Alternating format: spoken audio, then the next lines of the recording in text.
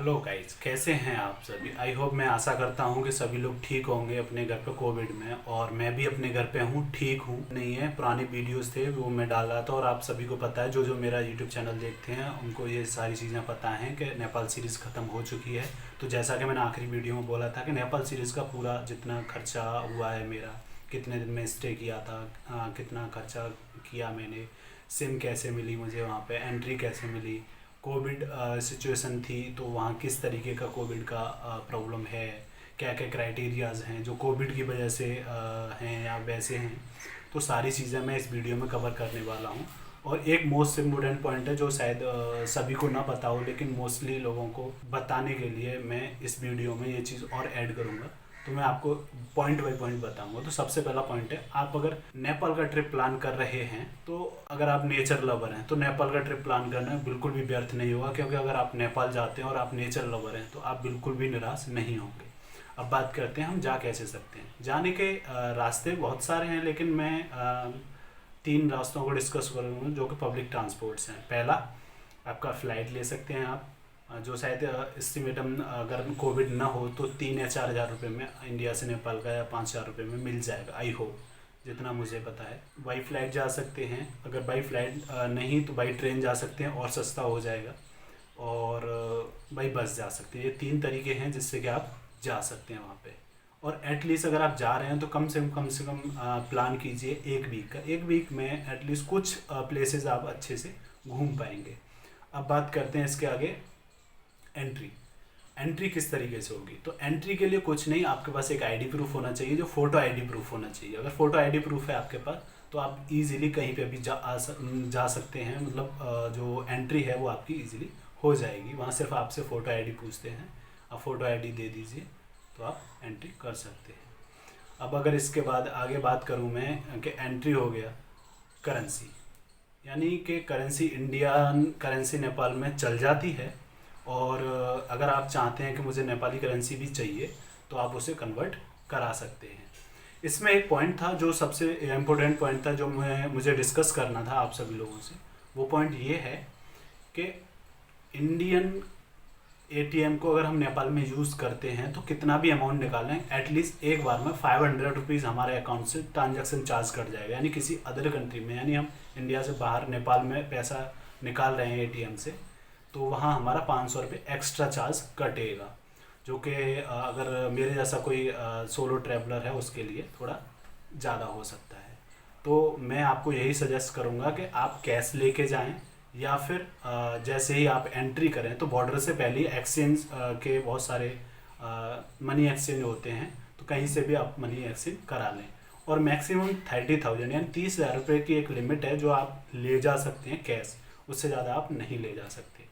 तो इस तरीके से इस चीज़ का ध्यान रखें कि अगर आप एटीएम से निकाल रहे हैं तो एक ही बार में निकालें। अगर नेपाल में हैं और आपके पास पैसा ख़त्म हो गया है तो एक ही बार में निकालें। और अगर आप नहीं निकालना चाहते हैं, नहीं 500 रुपये एक्स्ट्रा देना चाहते हैं, तो आप पहले ही मनी एक्सचेंज करके ले जाएं और इंडियन रुपीज़ ले जाएं। तो इससे क्या होगा कि आपका एक्स्ट्रा चार्जेस की बचत हो जाएगी। उसके बाद सिम। आपको एंट्री के बाद सबसे पहले जो सबसे ज़रूरी चीज़ है वो है सिम। सिम कैसे मिलेगी। सिम वहाँ नमस्ते और एक दो हैं जो चलती हैं, MTS शायद चलता है वहाँ, और नमस्ते। तो जैसे हमारे इंडिया में BSNL है, वैसे ही वहाँ पे नमस्ते है, जो कि वहाँ की नेपाल की लोकल गवर्नमेंट की टेलीकॉम कंपनी है, नमस्ते। तो उसका सिम या किसी और का जो भी सिम मिल रहा हो ले लीजिए। वो डिपेंड करता है आप कैसे लेना चाहते हैं। अगर आप आईडी से लेंगे तो कम से कम आपको 24 घंटे लग जाएंगे सिम चालू होने में। लेकिन क्या होता है कि जैसे पहले इंडिया में होता था, प्री एक्टिवेट सिम अवेलेबल हो जाते थे, तो वो नेपाल में अभी भी अवेलेबल होते हैं। तो आप प्री एक्टिवेट सिम ले सकते हैं और इजीली आप उस सिम को यूज़ कर सकते हैं तुरंत, हैंड टू हैंड। वो किसी और की आईडी पे होगी तो आपको आईडी देने की भी ज़रूरत नहीं है और आप सिम यूज़ कर सकते हैं ईजीली कहीं पे भी। तो क्योंकि नेट वगैरह के लिए सिम का बहुत ज़्यादा ज़रूरी होता है। तो सिम हो गया। अब उसके बाद बात करें जाने की कि कहाँ कहाँ जा सकते हैं। तो जाने के लिए नेपाल में कहीं पे भी चले जाइए, चारों तरफ आपको पहाड़, नेचर, ये सारी चीज़ें मिल जाएंगी। लेकिन उसके बावजूद भी कुछ स्पेसिफिक जगह हैं, जैसे आप टूरिस्टिक प्लेस जाना चाहते हैं तो लुम्बिनी हो गया, सबसे पहले एंट्री करते हैं। अगर आप सनौली बॉर्डर से एंट्री करते हैं तो सबसे पहला पॉइंट है लुम्बिनी। लुम्बिनी आप जा सकते हैं, वो एक तरीके से पूरा का पूरा आपका रिलीजियस टूरिस्टिक स्पॉट है। वहाँ आप आराम से जा सकते हैं, घूम सकते हैं, और एटलीस्ट 2 दिन चाहिए ही चाहिए वहाँ के लिए, अगर आपको घूमना है प्रॉपर तरीके से। उसके बाद आप काठमांडू जा सकते हैं, पोखरा जा सकते हैं आगे, और अगर जैसे बर्फ़ या और ज़्यादा पहाड़ देखने हैं तो तमांग वगैरह बहुत सारी जगह हैं जहाँ पे आप जा सकते हैं। तो आई होप ये वीडियो इन्फॉर्मेटिव रही होगी आपके लिए, समझ में आया होगा। और बात की जाए पैसे की, इसमें पैसे कितने खर्च होंगे, तो पैसे अगर मेरे जैसा कोई सोलो ट्रैवलर है और जो चीप से चीप में जाना चाहता है, तो 8, 7, 8, 10 दिन में आराम से 10,000 रुपये में जाके वापस आ सकता है।